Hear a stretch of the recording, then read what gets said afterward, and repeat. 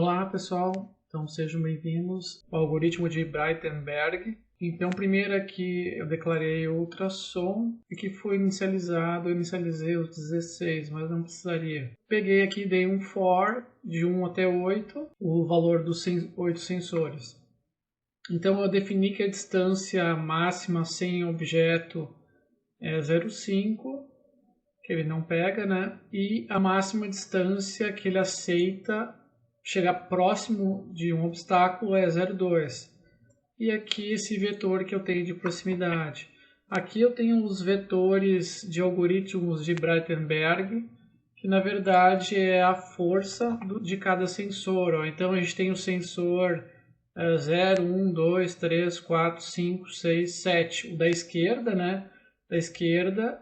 E aqui o Breitenberg da direita. Então, se vocês olharem, ela está invertida, né? Aqui, dependendo de onde que vocês estão olhando, ele vai ter mais força ou menos força. Como se fosse o peso de cada um dos sensores. Esse aqui é o sensor mais ou menos do meio. A velocidade inicial eu defini como 0,5. E aí eu dei um for aqui, onde eu faço um for de 8 sensores de ultrassom, ó. Então, nesse for de 1 até 8, eu estou pegando todos os sensores da frente. Ó. Então, eu peguei os 8 sensores da frente. Ó. Então, sensor 1, 2, 3, 4, 5, 6, 7, 8. São 8 sensores que ele está lendo. Ele está lendo somente então, os sensores da frente. Então, eu peguei o exemplo lá desse algoritmo que vem junto com ele, o padrão dele. Então aqui eu faço uma leitura somente dos sensores da frente, então ele varre todos os sensores da frente. Então se esse res aqui, como a gente tinha visto já, que ele for maior que 0, quer dizer que eu tenho algum objeto na frente. Aí ele vai ler vai receber nessa distância que é a distância de cada um dos sensores. Ó. Então, o for que ele está pegando nesse ultrassom e está jogando dentro dessa variável dist para cada um dos sensores. Ó. Então, a primeira vez que ele passar aqui, ele vai pegar e comparar, primeiro se eu tenho algum objeto na frente do sensor e depois se a distância for menor que a máxima distância que eu defini como 0,2. Então, você está muito próximo de um objeto. Aí, se ele estiver muito próximo de um objeto, eu vou dizer que a máxima distância, se a distância for menor que a máxima distância, eu vou dizer que a máxima distância vai ser a minha distância.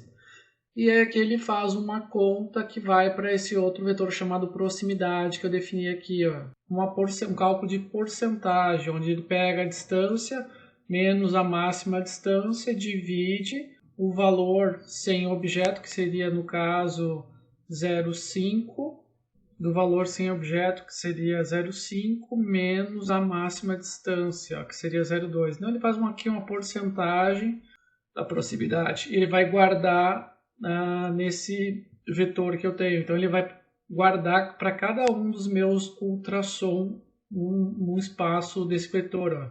Então, para o sensor 0, ele vai guardar aqui 1, 2, 3 até o último sensor.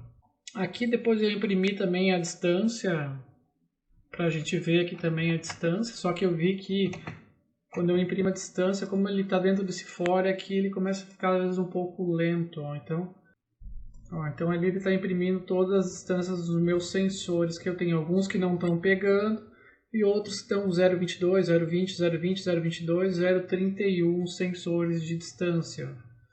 Então vamos comentar isso aqui. Aí eu pego esse valor da velocidade inicial que eu tenho de 0,5 e coloco para velocidade esquerda e a velocidade direita.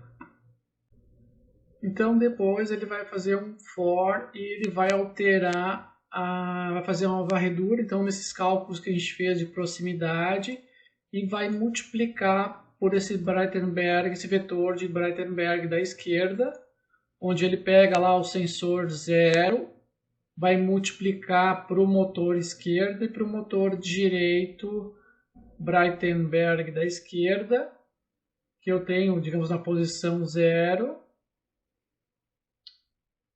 seria esse valor, esse peso que eu tenho aqui de 0,2 vezes o valor da proximidade mais o valor da própria velocidade salva esse valor da velocidade.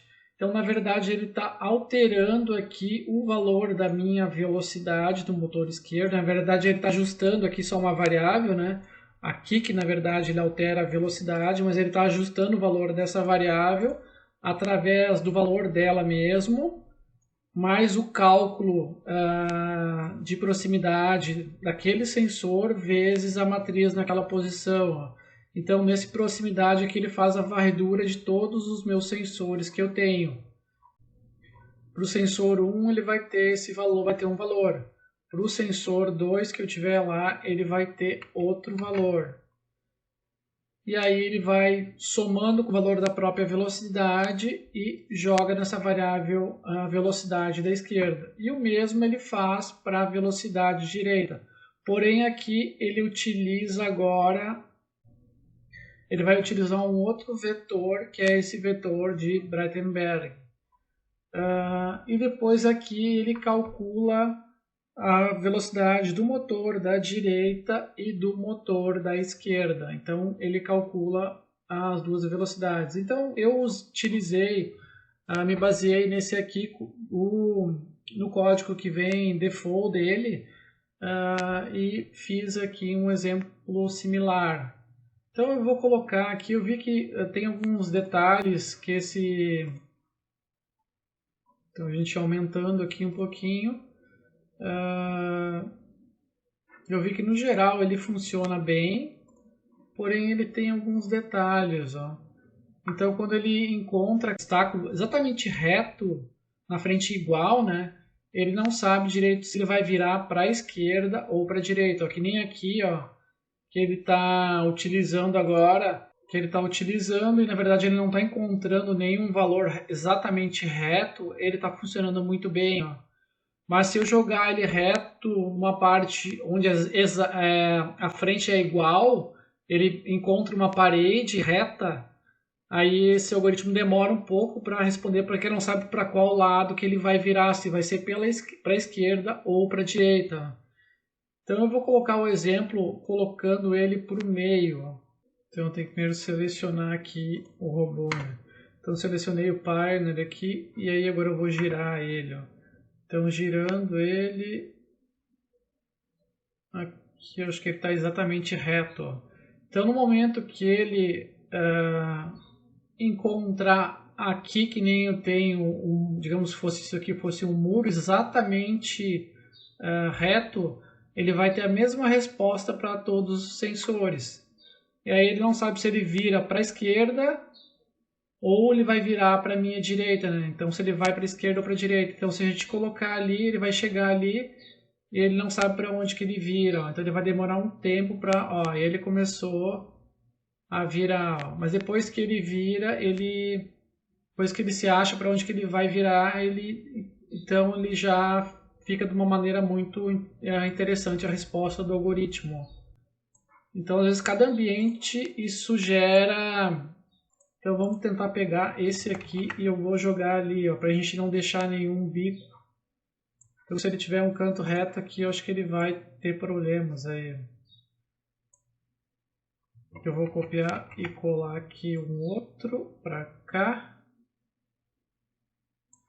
E vou copiar aqui esse outro para cá. E aí vamos ver como o algoritmo se comporta. Agora eu não tenho quase nenhum canto reto, a não ser a primeira vez que ele bate nessa parede ali, que aí ele demora para se achar. Agora, na verdade, ele não tem nenhum um bico um ângulo tão fechado. Então, provavelmente agora o algoritmo não vai se perder.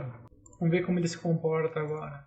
Eu poderia ter um problema que, por exemplo, assim, um sensor que nem se eu usar um seguidor de linha e eu tiver um sensor utilizando LDR, às vezes é comum de eu ter mais de um sensor, que nem eu já fiz alguns projetos de seguidor de linha, pode ter 2, às vezes eu posso ter 4 sensores, 5 sensores, mas como ele é sensível à luz, eu posso às vezes ter a luz do ambiente influenciando também na leitura do meu sensor. Então isso vai influenciar no desempenho do meu robô. Então, às vezes, que no seguidor de linha, se eu utilizo o sensor de luz, que é um dos tipos, eu posso às vezes também usar um sensor magnético num seguidor de linha, eu tenho que cuidar que eu tenho que às vezes tirar fora a luz externa e eu tentar usar uma luz mais controlada. Então aqui dá para ver que agora ele está se comportando de uma maneira bem adequada ao algoritmo. Desde que eu não encontre uma parede reta, ó, aqui ele já, como ele encontrou uma parte com dois cantos muito próximos, ó, ele não sabe o que ele vai fazer. Ó. Ó, ele não encontrando nenhum canto reto, ele se comporta de uma maneira muito boa o algoritmo. Então, assim, a gente vai utilizar